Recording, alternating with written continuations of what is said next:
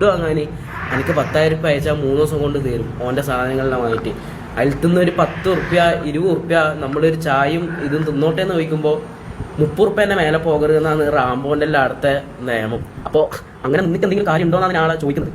2-2.5 വർഷത്തോളമായിട്ട് അങ്ങനെയാണെങ്കിൽ എല്ലാവരും സഹിച്ചു നമ്മൾ അവിടെ നിന്നു. ഞാൻ പറഞ്ഞ പോലെ എൻ്റെ സിസ്റ്റർ ഒരു കാര്യം ഇത് എന്നല്ലാണ്ട് നമ്മളെ ഇടയിൽ അങ്ങനെ ഇതൊക്കെ കുറവാണ്. ഞാൻ ഓന് പേഴ്സണലായിട്ടുണ്ടെങ്കിലും ബാക്കി ഇവരെല്ലായിട്ട് അത് വളരെ കുറവാണ്. മനസ്സിലായി. കാരണം അവന് ഈ പറഞ്ഞ പോലെ ഇവരെ വെച്ച് ഇതാക്കുക എന്നെ വെച്ചിട്ട് ഇതാക്കുക ഇതാണ് ഏറ്റവും മെയിൻ ആയിട്ടുള്ള കാര്യം. ഇത് ഇതാക്കി ഓൻ്റെ ഇത് കൂട്ടുക, ഓൻ്റെ എക്സ്പോസർ അത് കൂട്ടുക, അത് ചെയ്യുക, ഇതാക്കുക. ആ ഒരു സാധനം നിങ്ങൾ പലരും കണ്ടിട്ടുണ്ടാവും. നമ്മൾ സഹായിക്കുന്നത് അങ്ങനെ ആക്കുന്നത് ഇങ്ങനെ ആക്കുന്നത്. ഞാൻ പറയാം എല്ലാം ഫേക്കാണ്, എല്ലാം ഫേക്കാണ്. ഓന് ഒരാൾക്ക് 2 രൂപ കൊടുക്കുന്നുണ്ട്, ക്യാമറയുടെ മുമ്പിൽ മാത്രമേ ഓൻ കൊടുക്കൂ.